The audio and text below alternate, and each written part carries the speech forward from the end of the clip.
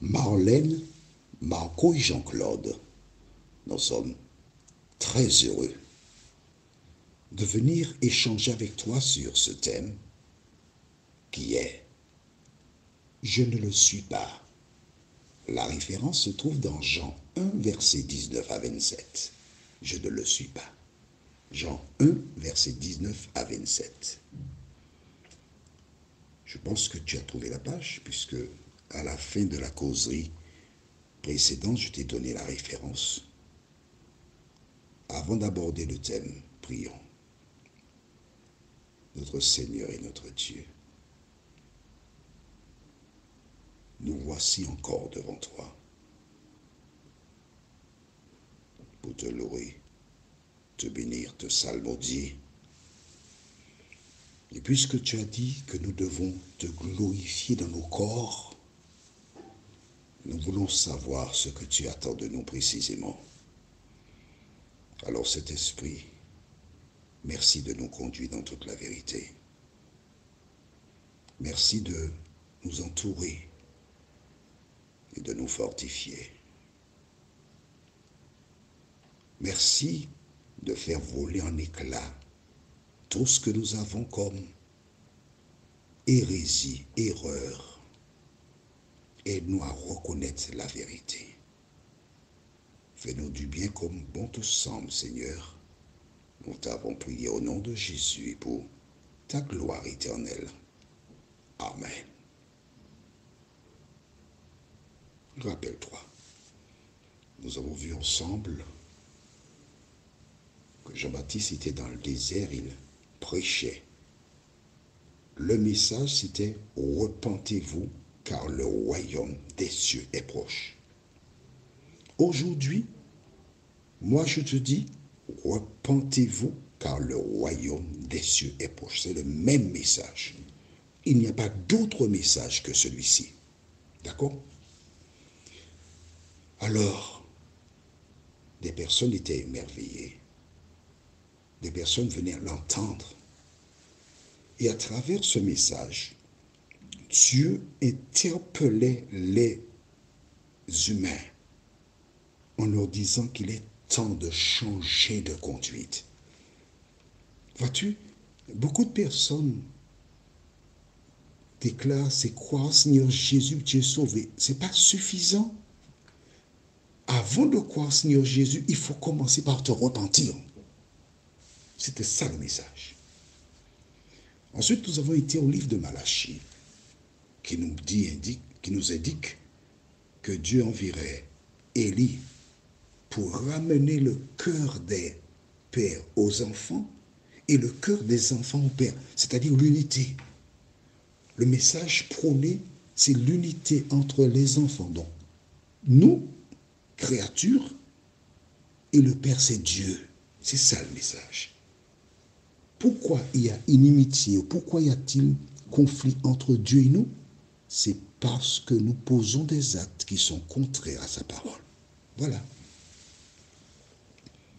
Alors aujourd'hui, nous lisons dans le livre de Jean, chapitre 1. C'est le prophète, c'est pas le prophète Jean-Baptiste, c'est Jean, le disciple de Jésus. Jean 1, et nous lisons à partir du verset 19 jusqu'au verset 27. Voici le témoignage de Jean. Lorsque les Juifs envoyèrent de Jérusalem des sacrificateurs et des Lévites pour lui demander, « Toi, qui es-tu » Il déclara, « Il ne le nia point. » Il déclara qu'il n'était pas le Christ. Et ils lui demandèrent, « Quoi donc? Es-tu Élie » Et il dit, « Je ne le suis point. » On s'arrête ici. Garde ta page. La première question qui lui est posée est la suivante. Es-tu le Christ? Ces personnes attendaient la venue du Christ. Et en écoutant le message de Jean-Baptiste, voyant des personnes en grand nombre qui allaient l'écouter, pour eux, c'est le Messie qu'il a, Jésus. Mais il répondit, non, non, non, non, je ne le suis pas. Alors, es-tu Élie?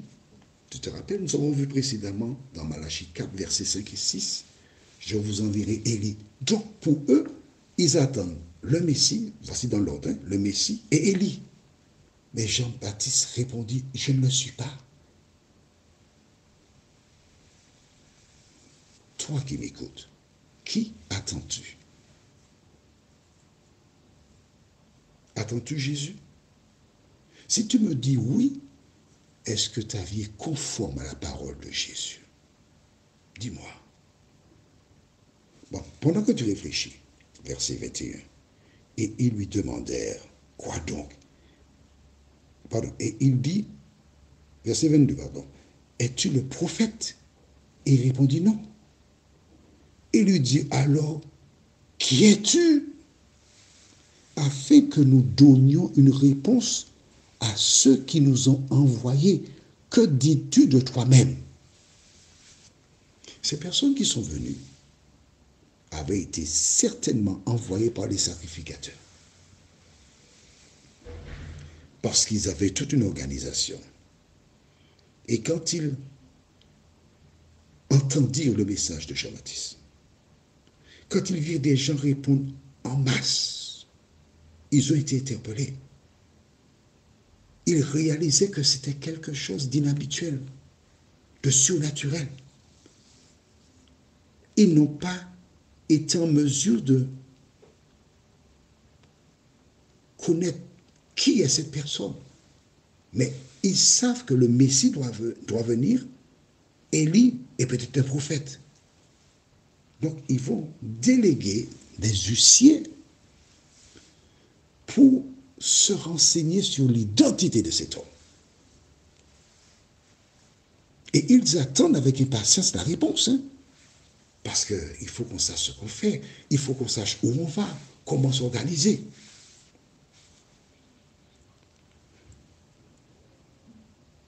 Et les huissiers sont en difficulté. Mais qui dis-tu que tu es qui? Que dis-tu de toi-même? Facile, hein? Il peut dire n'importe quoi. Mais Jean répondit, moi, dit-il, je suis la voix de celui qui crie dans le désert. Amen. Important de noter qu'avant le retour de Jésus, il y aura aussi des femmes et des hommes qui crieront dans le désert, c'est-à-dire qui ne seront pas affiliés à une communauté et qui ne viendront pas parler au nom d'une communauté, mais qui vont se lever comme ça, dans le désert, seuls, pour dire, prépare-toi à la rencontre de ton Dieu. Et parmi ces personnes, il y a Jean-Claude Messi, moi. Mais c'est ça, oui. Comme j'ai eu l'occasion de te dire, je ne représente aucune communauté. Le message que je proclame, c'est repentez-vous, car le royaume des cieux est proche.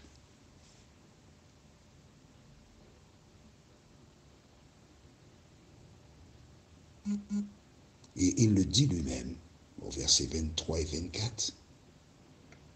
Moi, dit-il, je suis la voix de celui qui crie dans le désert.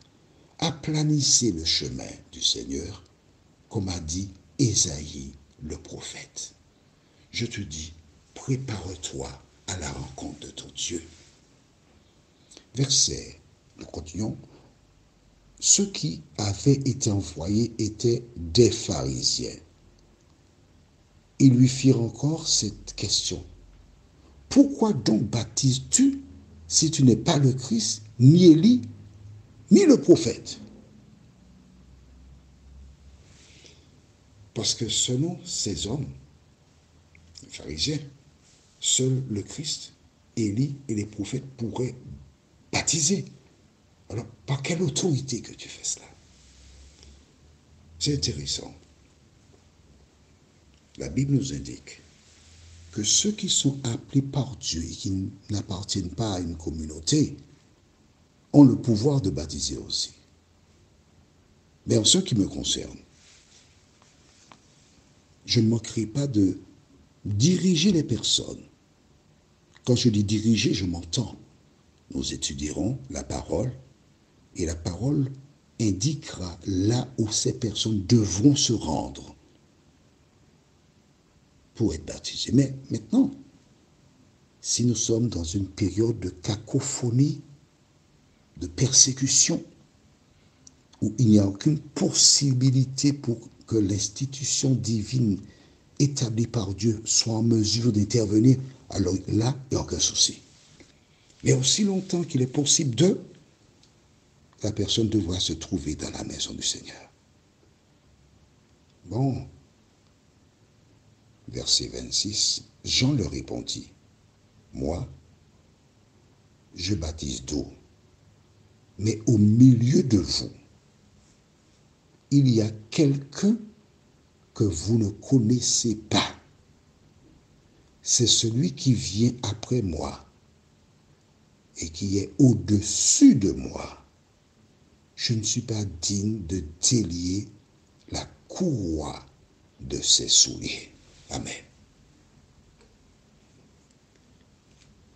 À travers sa déclaration, Jean-Baptiste indique, regarde bien ce qu'il dit, au verset 26, moi, je baptise d'eau, mais au milieu de vous, il y a quelqu'un que vous ne connaissez pas. Il sait que Jésus est déjà là. Il sait que c'est Jésus qui est le Messie. Il sait, il le sait.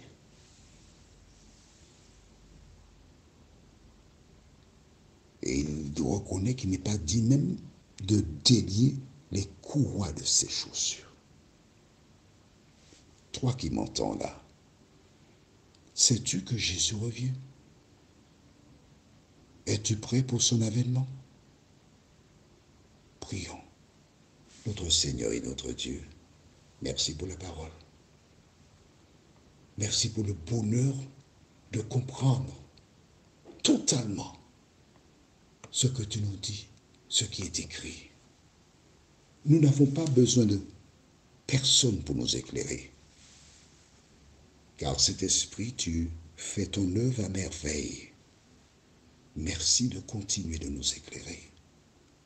Merci de continuer de nous vivifier. Et que nous puissions jour après jour, Seigneur, demeurer à l'ombre de tes ailes, nous t'en prions. Non pas parce que nous en sommes dignes, Seigneur, non. Nous sommes des pécheurs. Mais c'est au nom de Jésus pour ta gloire éternelle. Amen. Que l'Éternel continue de te faire du bien. Que le Saint-Esprit continue de t'éclairer. Qu'il te permette d'ouvrir ton cœur. Et à travers la parole, qu'il te donne les médicaments appropriés pour ta thérapie. Au nom de Jésus. Amen. Notre référence pour notre prochaine étude se trouve dans Matthieu 11, les versets 7 à 10. Matthieu 11, versets 7 à 10. Le thème est que Jean-Baptiste. Matthieu chapitre 11, les versets 7 à 10.